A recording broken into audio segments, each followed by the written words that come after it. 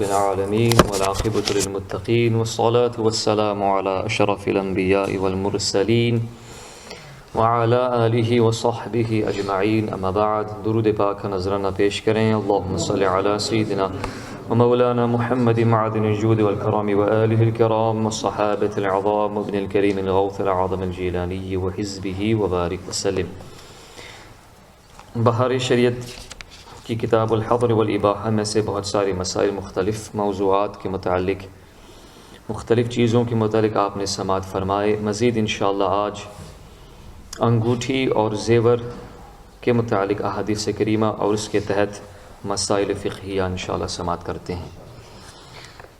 بسم اللہ الرحمن الرحیم۔ صحیح مسلم میں حضرت انس ابن مالک رضی اللہ تعالیٰ عنہ سے مروی کہ رسول اللہ صلی اللہ علیہ وآلہ وسلم نے جب یہ ارادہ فرمایا کہ کسریٰ، قیصر، نجاشی کو خطوط لکھے جائیں تاکہ انہیں اسلام کی دعوت دی جائے، تو کسی نے یہ عرض کی کہ وہ لوگ بغیر مہر کے، بغیر سٹامپ کے خط کو قبول نہیں کرتے۔ نبی کریم صلی اللہ علیہ وسلم نے چاندی کی انگوٹھی بنوائی جس میں یہ نقش تھا محمد رسول اللہ صلی اللہ علیہ وسلم۔ امام بخاری کی روایت میں ہے کہ انگوٹھی کا نقش 3 سطر میں تھا، 3 لائنز میں تھا۔ ایک سطر میں محمد صلی اللہ علیہ وسلم، دوسری سطر میں رسول اور تیسرے میں اللہ۔ اور جو رائٹنگ سرکل میں ہو، دائرے میں ہو، تو وہ نیچے سے اوپر پڑھا جاتا ہے، تو محمد رسول اور پھر اوپر اللہ، محمد رسول اللہ صلی اللہ علیہ وسلم۔ صحیح بخاری مسلم میں حضرت عبداللہ بن عمر رضی اللہ تعالی عنہما سے روایت ہے کہ نبی کریم صلی اللہ علیہ وسلم نے سونے کی انگوٹھی بنوائی، گولڈ کی، اور ایک روایت میں ہے کہ اس کو دائیں ہاتھ میں پہنا، پھر اس کو پھینک دیا اور چاندی کی انگوٹھی بنوائی جس میں یہ نقش تھا محمد رسول اللہ صلی اللہ علیہ وسلم، اور یہ فرمائے کہ کوئی شخص میری انگوٹھی کے نقش کے موافق اپنی انگوٹھی میں نقش کندہ نہ کرائے۔ اور نبی کریم صلی اللہ علیہ وسلم جب انگوٹھی پہنتے تو نگینہ ہتھیلی کی طرف ہوتا، یعنی اس طرف۔ صحیح بخاری میں حضرت انس رضی اللہ تعالیٰ عنہ سے مروی کہ رسول اللہ صلی اللہ علیہ وسلم کی انگوٹھی چاندی کی تھی اور اس کا نگینہ بھی تھا، سلور کی انگوٹھی مبارک تھی۔ صحیح بخاری مسلم میں انہی سے روایت ہے کہ نبی کریم صلی اللہ علیہ وسلم نے داہنے ہاتھ میں چاندی کی انگوٹھی پہنی اور اس کا نگینہ حبشی ساخت کا تھا اور نگینہ ہتھیلی مبارک شریف کی جانب رکھتے۔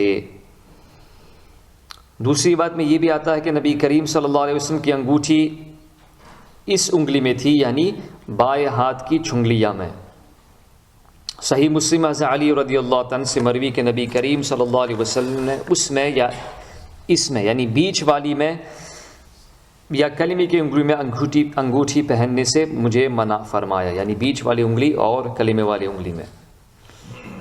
ابن ماجہ نے حضرت عبداللہ بن جعفر رضی اللہ تعالیٰ عنہما سے اور ابو داؤد نسائی نے حضرت علی المرتضیٰ رضی اللہ تعالیٰ عنہ وکرم اللہ وجہہ الکریم سے روایت کی کہ نبی کریم صلی اللہ علیہ وسلم داہنے ہاتھ میں انگوٹھی پہنتے تھے، اور ابو داؤد نے حضرت عبداللہ بن عمر رضی اللہ تعالیٰ عنہما سے روایت کی کہ بائیں ہاتھ میں پہنتے تھے۔ ان دونوں حدیثوں سے معلوم ہوتا ہے کہ کبھی داہنے میں پہنی اور کبھی بائیں میں، مگر بیہقی نے کہا کہ داہنے ہاتھ میں انگوٹھی پہننا منسوخ ہے، یعنی نبی کریم صلی اللہ علیہ وسلم نے اس فعل مبارک کو چھوڑ دیا تھا اور آپ بائیں ہاتھ میں انگوٹھی شریف پہنا کرتے تھے۔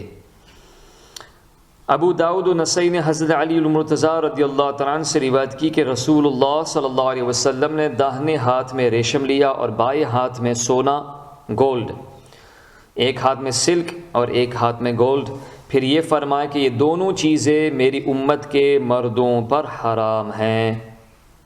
صحیح مسلم میں حضرت علی رضی اللہ عنہ سے مروی کہ رسول اللہ صلی اللہ علیہ وسلم نے قصی، یہ قسم کا ریشمی کپڑا ہے، اور قسم کے رنگے ہوئے کپڑے اور سونے کی انگوٹھی پہننے سے، سونے کی انگوٹھی یعنی گولڈ رنگ پہننے سے اور رکوع میں قرآن شریف پڑھنے سے منع فرمایا۔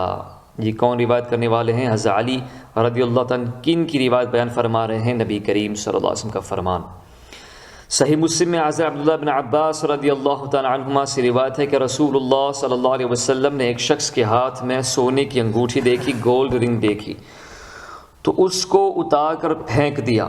نبی کریم صلی اللہ علیہ وسلم اس کو اتارا اور اس کو پھینک دیا، اور یہ فرما کہ کیا کوئی اپنے ہاتھ میں انگارہ رکھتا ہے؟ انگارہ یعنی آگ. جب نبی کریم صلی اللہ علیہ وسلم تشریف لے گئے، کسی نے ان صحابی سے کہا کہ اپنی انگوٹھی اٹھا لو. چلو آپ نبی کریم صلی اللہ علیہ وسلم منع فرمائے آپ نہ پہنیں، کسی سونار کی دکان میں، جوڑی شاپ میں جا کر کے کسی کام میں لے آنا، اس کو بیچ ڈالنا. تو کتنے جلیل قدر صحابی تھے، فرماتے ہیں انہوں نے کہا کہ نہیں، خدا کی قسم میں اسے کبھی نہیں لوں گا، جبکہ نبی کریم صلی اللہ علیہ وسلم نے اسے پھینک دیا ہے. ابو داؤد و نسائی نے حضرت سیدنا امیر معاویہ رضی اللہ تعالیٰ عنہ سے روایت کی کہ رسول اللہ صلی اللہ علیہ وسلم نے چیتے کی کھال پر سوار ہونے سے اور سونا پہننے سے ممانعت فرمائی، مگر ریزہ ریزہ کر کے، یعنی اگر کپڑے میں سونے کے باریک باریک ریزے لگائے جائیں تو ممنوع نہیں. امام مالک رحمۃ اللہ علیہ موطا میں فرماتے ہیں کہ بچوں کو سونا پہنانا میں برا جانتا ہوں، کیونکہ مجھے یہ حدیث پہنچی ہے کہ نبی کریم صلی اللہ علیہ وسلم نے سونے کی انگوٹھی سے ممانعت فرمائی، لہٰذا مردوں کے لیے برا ہے، چھوٹے اور بڑے دونوں کے لیے. ترمذی، ابو داؤد و نسائی نے بریدہ رضی اللہ عنہ سے روایت کی کہ ایک شخص پیتل کی انگوٹھی پہنے ہوئے تھا. نبی کریم صلی اللہ علیہ وسلم نے فرمایا براس کی انگوٹھی. نبی کریم صلی اللہ علیہ وسلم نے فرمایا کیا بات ہے کہ تم سے بت یعنی آئیڈلز کی بو آتی ہے. انہوں نے وہ انگوٹھی پھینک دی.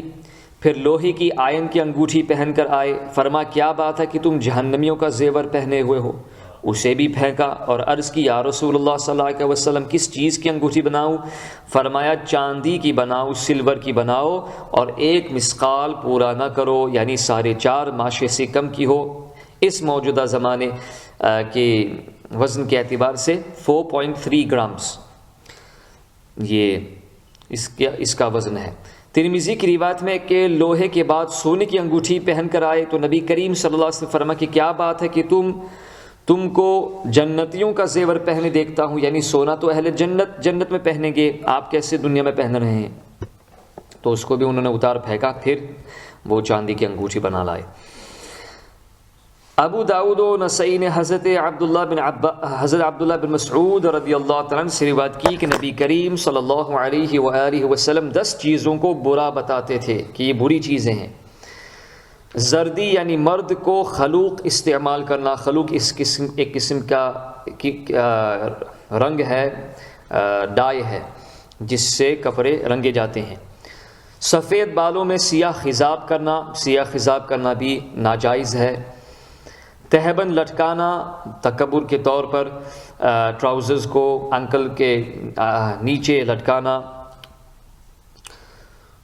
اور میں نے اس کی وضاحت بھی کر دی تھی کہ اگر یہ بغیر تکبر کے ہو تو مکروہ تنزیہ ہی ہے. اولا یہی ہے کہ تہبند جو ہے ٹخنوں سے اوپر ہو، لیکن اگر آپ ایسے ٹراؤزرز پہنے ہوئے ہیں تو آپ اس کو فولڈ نہ کریں. نماز میں اگر آپ یا نماز سے پہلے آپ فولڈ کریں گے تو نماز مکروہ تحریمی ہوگی، نماز کو دوبارہ لوٹانا ہوگا.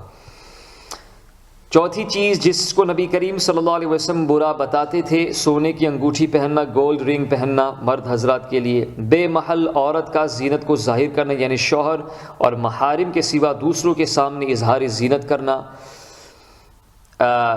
پانسا پھینکنا یعنی چوسر اور شطرنج وغیرہ کھیلنا جس کو چیس کہا جاتا ہے. جھاڑ پھونک کرنا مگر معوذات سے، یعنی جس میں ناجائز الفاظ ہوں ان سے جھاڑ پھونک کرنا یہ منع ہے. اور خلاف شرع الفاظ والا تعویذ پہننا، اور پانی کو غیر محل میں گرانا یعنی ویسٹ کرنا. یعنی اس کا مطلب یہ ہے کہ عمل زوجیت میں جو مادہ منویہ ہے اس کو باہر گرانا.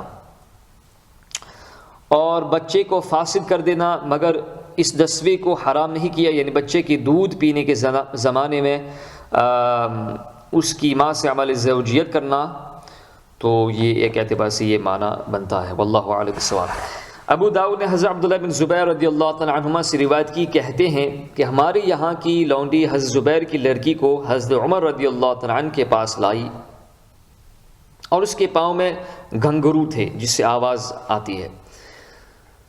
حضرت عمر رضی اللہ تعالیٰ نے انہیں کاٹ دیا اور فرمایا کہ میں نے نبی کریم صلی اللہ علیہ وسلم سے سنا ہے کہ ہر گھنگرو کے ساتھ شیطان ہوتا ہے۔ ابو داؤد نے روایت کی کہ حضرت ام المؤمنین عائشہ صدیقہ طیبہ طاہرہ رضی اللہ تعالی عنہا کے پاس ایک لڑکی آئی جس کے پاؤں میں گھنگرو بج رہے تھے۔ فرمائے کہ اسے میرے پاس نہ لانا جب تک اس کے گھنگرو کاٹ نہ لینا، میں نے نبی کریم صلی اللہ علیہ وسلم نے سنا ہے کہ جس گھر میں جرس یعنی گھنٹی یا گھنگرو ہوتے ہیں اس میں فرشتے داخل نہیں ہوتے، یعنی رحمت کے فرشتے نہیں اترتے ہیں۔ چند مسائل شرعیہ پیش کیے جاتے ہیں آپ کے سامنے۔ مرد کو زیور پہننا مطلقاً حرام ہے، چاہے چین ہو چاہے اور کوئی جولری ہو، مرد کے لیے پہننا، مرد کو مرد بننا چاہیے، نہ کہ مرد کو عورت کی مشابہت کرنی چاہیے۔ صرف چاندی کی ایک انگوٹھی جائز ہے، سلور رنگ ایک انگوٹھی جو وزن میں 1 مثقال یعنی 4.5 ماشے سے کم ہو، اور سونے کی انگوٹھی بھی حرام ہے۔ تلوار کا حلیہ چاندی کا جائز ہے، یعنی اس کے نیام اور قبضہ یا پر تلے میں چاندی لگائی جا سکتی ہے، بشرطے کہ یہ وہ چاندی موضع استعمال میں نہ ہو، یعنی اس پر وہ استعمال نہ کرتا ہو۔ مزید انشاءاللہ شرعی مسائل اس کے حوالے سے اگلے درس میں پیش کیے جائیں گے۔ رب ذوالجلال ہم سب کو مسائل شرعیہ سیکھنے اور اس پر عمل کرنے اور ان مسائل کو آگے پہنچانے کی ہم سب کو توفیق عطا فرمائے۔